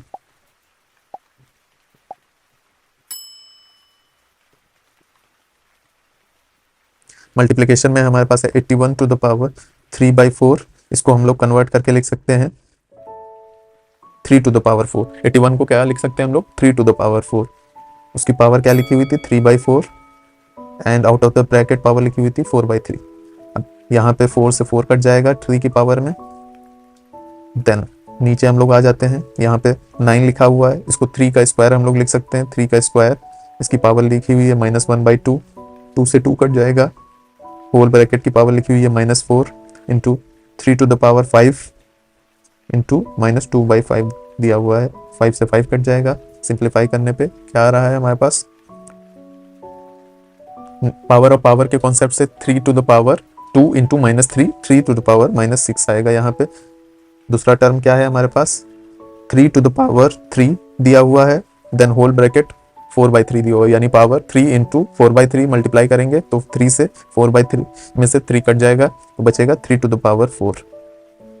नीचे क्या दिया हुआ है, नीचे है हमारे पास सिंप्लीफाई करने के बाद 3 to the power -1 to the power -4, इन दो पावर बेस सेम है, पावर डिफरेंट है, दोनों को मल्टीप्लाई करके नेस्टेड पावर के कॉन्सेप्ट से निकालेंगे। 3 टू द पावर -1 इंटू -4 करेंगे, -1 इंटू -4 हमारा +4 आ जाएगा, 3 टू द पावर 4 इंटू दूसरी तरफ पावर बची 3 टू द पावर -2। अब 3 टू द पावर 4 न्यूमरेटर में भी है, डिनोमिनेटर में भी है, इसको काट देंगे, आखिरी में हमारे पास बचेगा 3 to power -6 by 3 to power -2। 3 to power -2 को ऊपर लाएंगे, 3 to power -6 into 3 to power -2 ऊपर आएगा तो +2 में कन्वर्ट हो जाएगा, हमारा आंसर आ जाएगा सॉल्यूशन करने के बाद 3 टू द पावर -4। काफ़ी लंबा सॉल्यूशन था, कई सारे इसमें लॉ एप्लीकेबल हुए, जितने भी कॉन्सेप्ट आज हम लोगों ने क्लास के स्टार्टिंग से पढ़े हुए हैं सारे लगभग इस क्वेश्चन में एप्लीकेबल हो गए, तो आपका रिवीजन भी हो गया, ऐसे क्वेश्चन सॉल्व करने पे आपकी कॉन्सेप्चुअल अंडरस्टैंडिंग बढ़ेगी। आगे चलते हैं, हमको solve for value of x, कौन सा कॉन्सेप्ट यहाँ पे वो वाला कॉन्सेप्ट लगेगा कि बेस अगर सेम है left hand side and right hand side तो हमारी पावर की वैल्यू भी सेम हो जाती है। पहले हम लोग देखते हैं, पहले हम लोगों को दिया हुआ है 4 इंटू 4 की power x square minus x equals to 8 की पावर x माइनस 1। इसका सोल्यूशन कैसे होगा, हम लोगों को बेस दोनों साइड सेम करना है। 4 एंड 8 को कैसे सेम कर सकते हैं, 2 की पावर के फॉर्म में अगर हम लोग लिखें तो फिर बेस सेम हो जाएगा दोनों तरफ। 4 को हम लोग लिखेंगे 2 टू द पावर 2 एंड पहले पावर थी x स्क्वायर माइनस एक्स, वो वैसे ही लिखे रहेंगे। 2 टू द पावर 8 को हम लोग लिखेंगे 2 टू द पावर 3, उसकी पावर में x माइनस 1 यहाँ पे लिखे रहेंगे। अब दोनों तरफ बेस चूंकि सेम हो गया है तो हम लोग पावर को बराबर लिख सकते हैं। कैसे लिखेंगे, यहाँ पे दिया हुआ है 2 in bracket x square minus x equals to 3 in bracket x minus 1, bracket expand करके लिखेंगे 2x square minus 2x equals to 3x माइनस 3। राइट हैंड साइड वाले टर्म्स को हम लोग लेफ्ट हैंड साइड ले जाएंगे तो क्या आएगी इक्वेशन हमारे पास 2x square minus 2x minus 3x दोनों का सम करके माइनस 5x आ जाएगा यहाँ पे, एंड माइनस 3 इधर दिया हुआ था तो प्लस 3 हो जाएगा, इक्वल्स टू 0 हो जाएगा।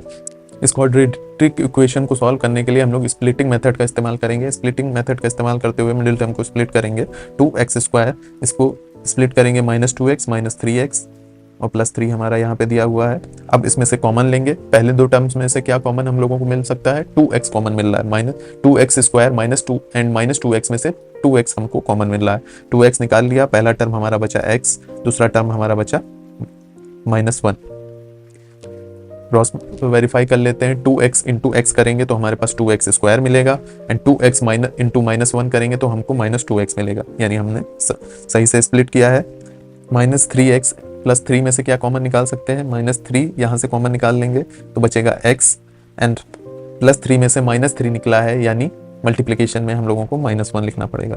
अब ये इक्वेशन हमारी हो गई 2x माइनस 3 एंड दूसरे ब्रैकेट में हो गई हमारे x माइनस 1 इक्वल्स टू 0, यानी यहाँ से हम लोगों के x के रूट निकल सकते हैं। क्या रूट निकलेंगे, इस वाले ब्रैकेट को अगर 0 मानते हैं हम तो हमारे पास रूट आएगा x इक्वल्स टू प्लस 3/2।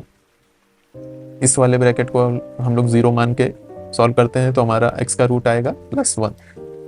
हमारे पास दो आंसर हो गए, x की वैल्यू यहाँ पे प्लस 3/2 भी हो सकती है या फिर x की वैल्यू 1 भी हो सकती है। दोनों ही केसेस में हमारा इक्वेशन सेटिस्फाई कर रही है। दूसरा क्वेश्चन हम लोग देखते हैं, x to the power 2x equals to 16। इसमें हमें x की वैल्यू निकालनी है। क्या दिया हुआ है, x to the power 2x equals to 16। अब इसमें हम लोग 16 को किस फॉर्म में लिख सकते हैं, 2 की पावर के फॉर्म में लिख सकते हैं। 2 की पावर कितना लिखेंगे हम लोग, 2 की पावर 4 लिखेंगे 16 के लिए। x to the power 2x equals to 2 to the power 4 and यहाँ पे राइट हैंड साइड पावर को हम लोग 2 के मल्टीपल में तोड़ लेंगे, क्योंकि दूसरे साइड जो पावर दी हुई है वो 2 इंटू एक्स के फॉर्म में दी हुई है, इसलिए हम लोग राइट हैंड साइड की पावर को 2 की मल्टीप्लिकेशन के फॉर्म में तोड़ लेंगे, फैक्टर के फॉर्म में तोड़ लेंगे। यहाँ पे आ जाएगा हमारे पास x to the power 2 x equals to 2 to the power 2 into 2। 4 को हम लोग दो फैक्टर में तोड़ लिए हैं, 2 इंटू 2, यानी अब इक्वेशन को देखा जाए तो यहाँ से हम लोगों को x की वैल्यू क्या दिख रही है, x to the power 2x left hand side दिया हुआ है, राइट हैंड साइड दिया हुआ है 2 टू द पावर 2 इंटू 2। अगर हम लोग यहाँ पे सब्स्टिट्यूट वैल्यू करके देखें तो x की वैल्यू हमें क्या मिल रही है, 2 मिल रही है। x की जगह पे लेफ्ट हैंड साइड x की जगह पे राइट हैंड साइड 2 लिखा हुआ है, पावर में x की जगह पे क्या लिखा हुआ है, 2, यानी वैल्यू हमारी इक्वेशन सेटिस्फाइड भी हो रही है और वैल्यू हमारी x की आ रही है 2। आगे चलते हैं, क्वेश्चन नंबर 13 है हमारे पास, for a greater than 0 is less than 1 which statement is true. अगर हमारा बेस जो है, नंबर जो है वो 0 से तो बड़ा है बट 1 से छोटा है, तो हमारे पास कौन सी स्टेटमेंट इनमें से ट्रू होगी। बेस हमें क्या दिया हुआ है, 0 से बड़ा 1 से छोटा, और पावर देखा जाए सारे जो ऑप्शंस दिए हुए हैं हमें, उसमें पावर जो है वो हमें फ्रैक्शंस के फॉर्म में दी हुई है, होल नंबर के फॉर्म में नहीं दी हुई है। तो कौन सा स्टेटमेंट ट्रू होगा, a to the power 1/2 greater होगा या a to the power 1/3 greater होगा। यहाँ पे हमें स्टेटमेंट को सेटिस्फाई करना है। एक कोई ऐसा नंबर एज्यूम कर लेते हैं, let's assume a to be 0.4, क्योंकि हमें कंडीशन दी हुई है a जो है वो 0 से तो बड़ा है बट 1 से छोटा है, तो हमें a मान लिया है कोई नंबर, लेट्स एज्यूम a 0.4। पहला ऑप्शन हमें दिया हुआ है a to the power 1/2 is greater than a to the power 1/3, ये हम लोगों को चेक करना है। यहाँ पे अगर हम लोग रखें 0.4 को हम लोग 4/10 फ्रैक्शन फॉर्म में लिख सकते हैं। पिछले लेक्चर में आपको ध्यान होगा, मैंने फ्रैक्शन में कन्वर्जन डेसिमल का सिखाया था आपको। 4/10 लिख लेंगे और यहाँ पे पावर दी हुई है 1/2 is greater than 4/10 to the power 1/3। ये क्वेश्चन, ये स्टेटमेंट हमें ट्रू या फॉल्स देखना है, ट्रू है या फॉल्स है। अब यहाँ पे अगर हम रूट कर रहे हैं, 1/2 का मतलब होता है रूट करना, अगर हम रूट कर रहे हैं तो ये वैल्यू आएगी 2/10 एंड 10 का रूट जो होगा वो पाई होगा। पाई का स्क्वायर मैंने पिछली क्लास में आपको बताया था 10 के बराबर होता है, तो 10 का रूट हमारा लगभग पाई के बराबर होगा, यानी 2/3.14 यहाँ पे आएगा। एंड दूसरी इक्वेशन में हम देखें, दूसरे टर्म में देखें 4/10 को 1/रूट करेंगे, 1 क्यूब रूट करेंगे तो क्या आएगा हमारे पास, √2। ऊपर है हमारे पास 4, उसका क्यूब रूट करेंगे तो हमारे पास आएगा 1.414। एंड यहाँ पे सेकेंड जो डिनोमिनेटर का टर्म है 10, उसका क्यूब रूट करेंगे तो पहले स्क्वायर रूट पे आएगा 3/3.14 एंड क्यूब रूट पे आएगा हमारा 1.73 ऑलमोस्ट। अब यहाँ पे देखा जाए तो ये वैल्यू हमारी बड़ी है, इससे डिवाइड करने पे कैलकुलेटर से आप डिवाइड करके देख सकते हैं, जो दूसरी वैल्यू है, दूसरा टर्म है वो हमारा बड़ा है पहले टर्म से, यानी ये स्टेटमेंट हमारा फॉल्स हो गया, ये रॉन्ग स्टेटमेंट है। दूसरा बी स्टेटमेंट क्या है, a⁴ 1/2 = a⁴ 1/3। बेस सेम है, पावर अलग है और दोनों की वैल्यू यहाँ पे सेम बताई गई है, ये स्टेटमेंट तो ऐसे ही फॉल्स हो जाएगा। हम लोगों को पता है लॉ क्या होता है, अगर बेस सेम है और पावर डिफरेंट है तो वैल्यू सेम नहीं हो सकती। बेस सेम है तो पावर भी अगर सेम है तभी वैल्यू सेम होगी दोनों टर्म की। अब तीसरा ऑप्शन हमें क्या दिया हुआ है, ऑप्शन सी दिया हुआ है a⁴ 1/2 लेस देन a⁴ 1/3। यहाँ पे ये जो हमने टर्म निकाला था वही सेटिस्फाई कर रहा है हमारा ऑप्शन सी। चलिए क्वेश्चन तो हमारा सॉल्व हो गया, बट कॉन्सेप्ट क्या मिल रहा है हमें उस क्वेश्चन से, वो ध्यान रखने की बात है। अगर वैल्यू जो है हमारी बेस जो है वो 1 से कम है, छोटा है, तो ऐसे में जो पावर ज़्यादा होती है उस टर्म की वैल्यू जो है वो कम आती है। फॉर एग्जांपल 0.4 यहाँ पे दिया हुआ था और एक की पावर थी 1/2, दूसरे की पावर थी 1/3। इसमें पावर को कंपेयर किया जाए तो 1/2 इज ग्रेटर देन 1/3। जब पावर बड़ी होती है तो हमारी वैल्यू तो बड़ी आनी चाहिए, जैसे कि हम लोगों ने कई एग्जांपल में देखा है। For example 2⁵ is greater then 2⁵2। 2⁵3 की वैल्यू आती है हमारी 8, 2⁵2 की वैल्यू आती है 4। तो नॉर्मली तो ये कॉन्सेप्ट एप्लीकेबल होता है, बट 1 से जब वैल्यू बेस की छोटी होती है, यानी बेस की वैल्यू 1 से कम है, तो उस केस में पावर जितनी बड़ी होगी उतना ही वैल्यू हमारी छोटी हो जाएगी। फॉर एग्जांपल 0.4 की पावर 1/2 थी, जो कि बड़ी पावर थी, बट इसकी वैल्यू हमें कम मिल रही थी। 2/3 सॉल्व करने पे हमें आ रहा था 2/3.14। और दूसरे टर्म की वैल्यू थी 0.4 की पावर 1/3, जो कि पावर तो छोटी है, 1/3 is less then 1/2 in power form, but इसकी वैल्यू सॉल्व करने पे हमें ग्रेटर आ रही थी। यानी जब बेस जो है वो हमारा 1 से छोटा है तो उसकी पावर जितनी ज़्यादा बढ़ेगी उतना ही उसकी वैल्यू कम हो जाएगी। ओके, आगे बढ़ते हैं, हमें ये कॉन्सेप्ट समझ में आ गया। आगे है हमारे पास कॉम्पोनेंडो एंड डिविडेंडो रूल।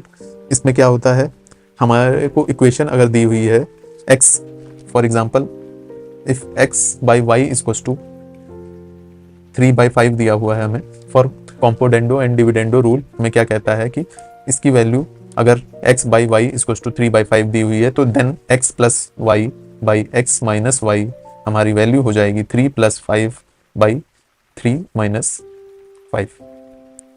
यहाँ पे आसानी से ये वैल्यू आ जाएगी 8/-3, यानी वैल्यू हो जाएगी -8/3।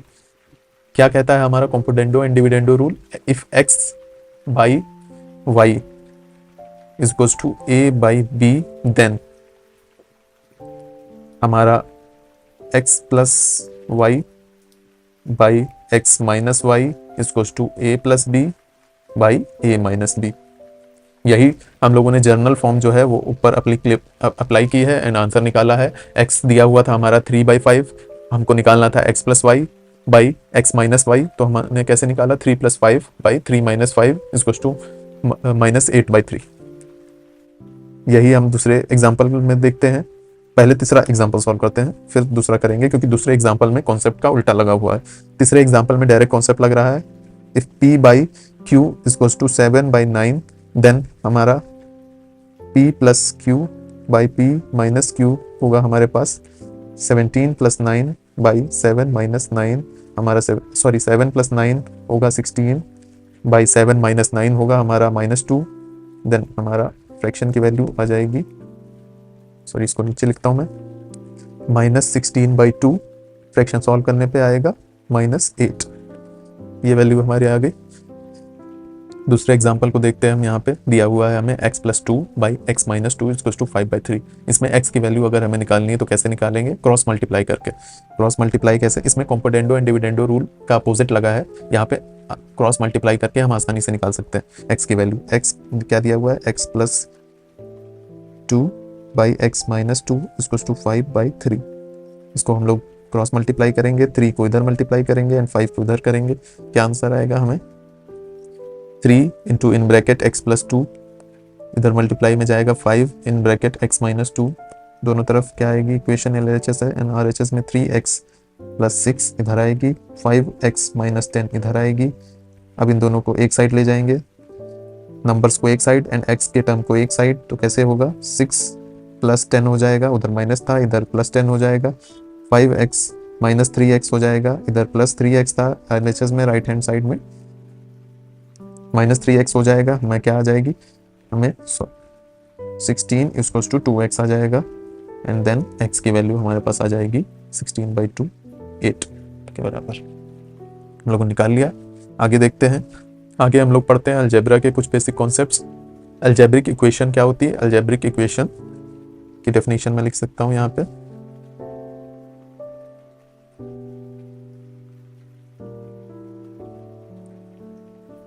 Any equation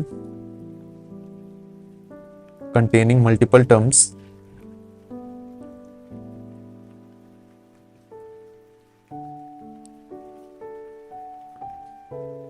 of constants, variables and exponents।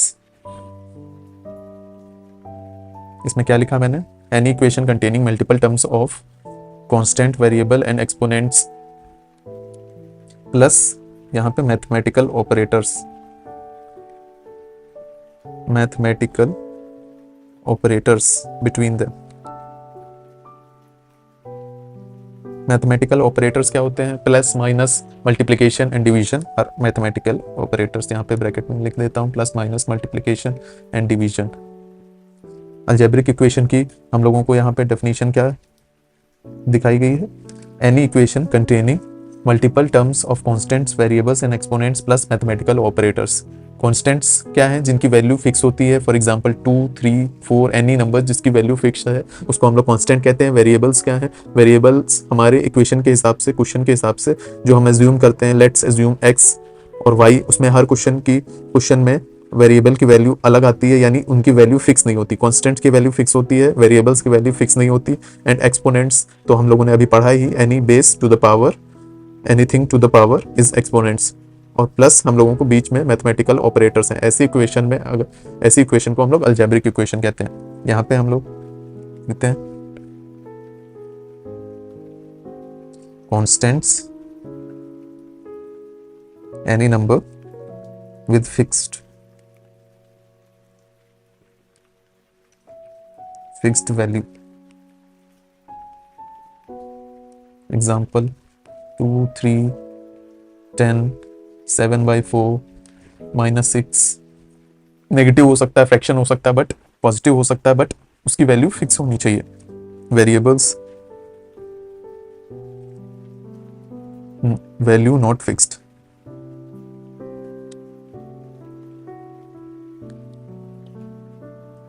x, y, z, k, m, कोई भी वेरिएबल जो हम एज्यूम करते हैं वैसे इक्वेशन में हो सकते हैं। एक्सपोनेंट्स हम लोगों ने पढ़ लिए।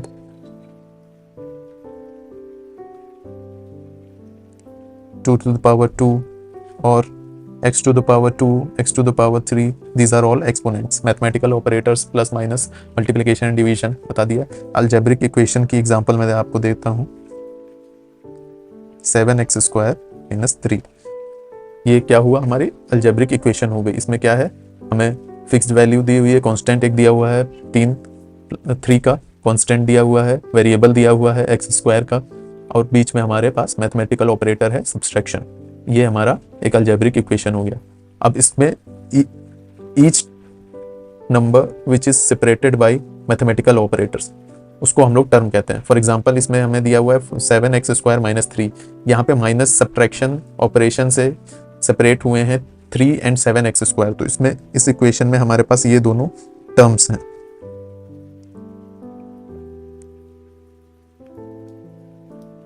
टर्म्स ऑफ इक्वेशन, टर्म्स से हम लोगों को क्या पता चलता है, अगर सिंगल टर्म है तो हमारे पास अलजेब्रिक इक्वेशन क्या है, मोनोमियल है।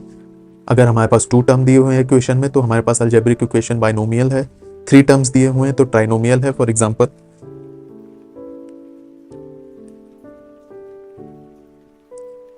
Monomial algebraic equation only 1 term. दूसरा दिया हुआ है बाइनोमियल अलजेब्रिक इक्वेशन, सॉरी पहले एग्जांपल देता हूं मैं आपको। मोनोमियल अलजेब्रिक इक्वेशन का ओनली 7x, ये भी हमारे पास एक अलजेब्रिक इक्वेशन है, बट ये मोनोमियल अलजेब्रिक इक्वेशन है, यहाँ पे एक ही टर्म दिया हुआ है हमको। सेकंड है बाइनोमियल, इन सब के बारे में आप लोगों ने छोटी क्लासेस में पढ़ा होगा, एक बार रिवीजन करा रहा हूं मैं। 2 टर्म्स सेपरेट, अब इसमें जब 2 टर्म्स अवेलेबल है हमारे पास तो हमें उससे कैसे सेपरेट करना होगा, मैथमेटिकल ऑपरेटर से।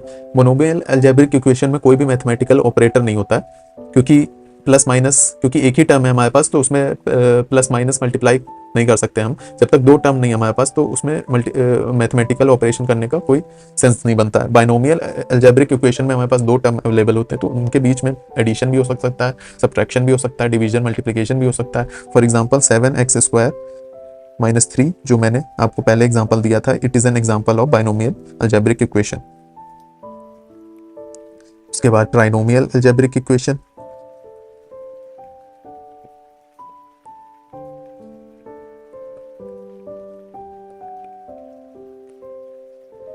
यहाँ पे 3 टर्म्स होते हैं हमारे पास। फॉर एग्जाम्पल 7x² + y³ - 4, यहाँ पे कितने टर्म दिए हुए हैं, यहाँ पे 2 मैथमेटिकल ऑपरेटर्स दिए हुए हैं, प्लस एंड माइनस, उसमें से सेपरेट किए, कितने को किया है, 3 टर्म को सेपरेट किया है। 3 टर्म दिए हुए हैं, 7x² एक टर्म है, y³ एक टर्म है और 4 एक टर्म है हमारे पास। तो यहाँ पे ये algebraic equation trinomial algebraic equation हो गई, क्योंकि 3 टर्म है इस इक्वेशन में हमारे पास। फिर एक टर्म होता है हमारे पास पॉलिनोमियल्स,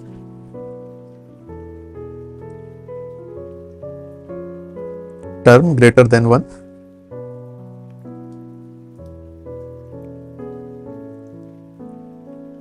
पॉलिनोमियल्स में कौन सी इक्वेशन क्लासिफाई होती है, जिनमें टर्म्स ग्रेटर देन 1 होते हैं, यानी binomial trinomial is a part of polynomials. अब इसमें 4 टर्म्स की भी इक्वेशन हो सकती है, 16 टर्म्स की, एनी नंबर ऑफ इक्वेशन हो सकती हैं, वो सब पॉलिनोमियल्स में हम क्लासिफाई करेंगे। बेसिक डेफिनेशन हम लोगों ने पढ़ ली है, आगे पढ़ते हैं। यहाँ पे कुछ आइडेंटिटीज दी हुई हैं, अलजेब्रिक आइडेंटिटीज दी हुई हैं जो इंपॉर्टेंट है हम लोगों के लिए, जो हमको याद रखनी। आप वीडियो को पॉज कीजिए, इनको याद कीजिए रफ कॉपी में 3-4 बार लिख के, ताकि आपके दिमाग में ये बैठ जाए, क्योंकि ये इक्वेशंस जो हैं, ये आइडेंटिटीज फिजिक्स में कई बार हमको यूज होंगी, कैलकुलेशंस में, कॉन्सेप्ट्स की अंडरस्टैंडिंग में, तो ये हमको एकदम मुंह जुबानी याद होनी चाहिए। पहली इक्वेशन क्या दी हुई है, a + b², ये सब हम लोगों ने स्मॉल क्लासेस में पढ़ी हुई हैं। एक बार रिवीजन कर लेते हैं, याद कर लेते हैं। a + b² को हम लोग कैसे एक्सपेंड करते हैं, a² + 2ab + b²। दूसरा है a - b²,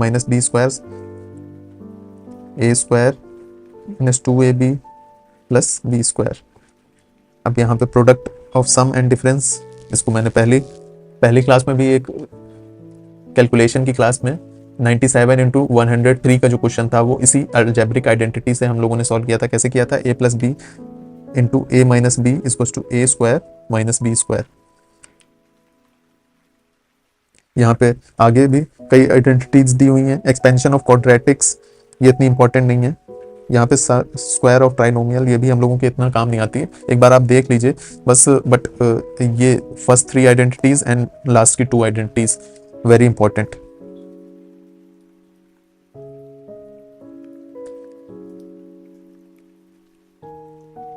आप लोग इसको देख लीजिए, रफ कॉपी में लिखिए ताकि आपको याद हो सके। आगे है हमारे पास एक कॉन्सेप्ट है, क्वेश्चन है, व्हाट इज इन्फिनिटी। इन्फिनिटी के कॉन्सेप्ट को समझने की कोशिश करते हैं। हम लोग कई बार जो है इन्फिनिटी को एक नंबर समझते हैं, बहुत बड़े बहुत बड़े नंबर के रूप में उसको समझते हैं कि infinity is a very large number. That is not the case. That is wrong understanding of this concept. Infinity is not any number. For example, अगर हम नंबर हर नंबर में +1 करते चले जाएं तो हमको ये अंडरस्टैंडिंग होती है कि हम एक नंबर ऐसा मिल जाएगा हमें जो कि इन्फिनिटी के बराबर होगा. But that is not the case. कोई भी कितना भी हम सम कर लें, जो भी नंबर हमारे पास होगा वो इन्फिनिटी के बराबर नहीं होगा. फॉर एग्जाम्पल, अगर हमारे पास 1 2 3 4 9 8 6 इसमें +1 करते चले जाएं हम लोग मैनी टाइम्स, फिर भी we will not reach infinity. Why?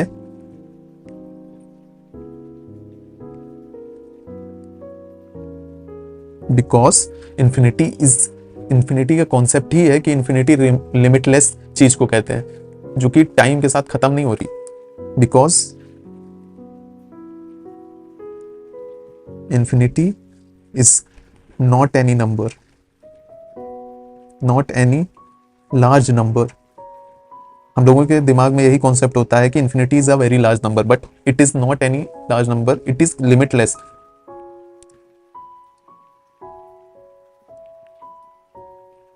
It can not be represented by any number.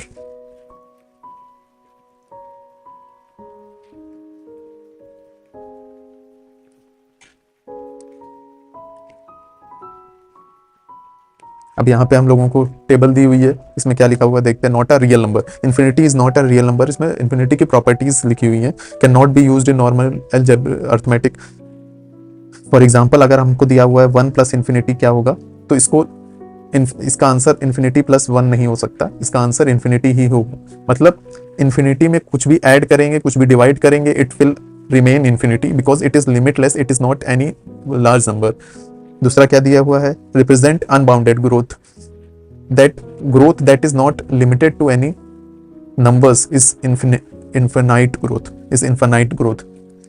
Third क्या दिया हुआ है, describes behaviour as variables get very large. Escape velocity problems. Infinity के कॉन्सेप्ट कहाँ पे एप्लीकेबल होते हैं हमारी फिजिक्स में, जो कि हमको काम आते हैं, वो ग्रेविटेशनल फील्ड के क्वेश्चंस में, इलेक्ट्रिक फील्ड के क्वेश्चंस में. वहाँ पे इन्फिनिटी के कॉन्सेप्ट को हम लोग यूज करते हैं ताकि हम अपने फॉर्मूलेज निकाल सकें. एस्केप वेलोसिटी का फॉर्मूला हो गया, उसको निकालने के कॉन्सेप्ट में हम लोग यूज करते हैं उसे, ताकि हमारी कैलकुलेशंस हो सके.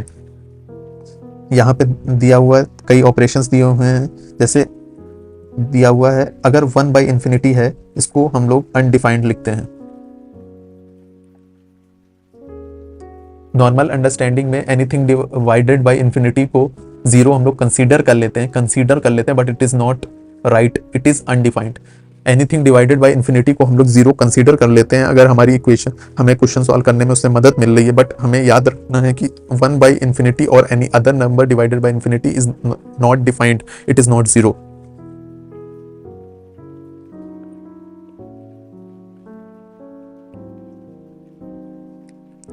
अब यहाँ पे हम लोगों को एक और प्रॉपर्टी के बारे में समझना है. क्या? Infinity is a relative term.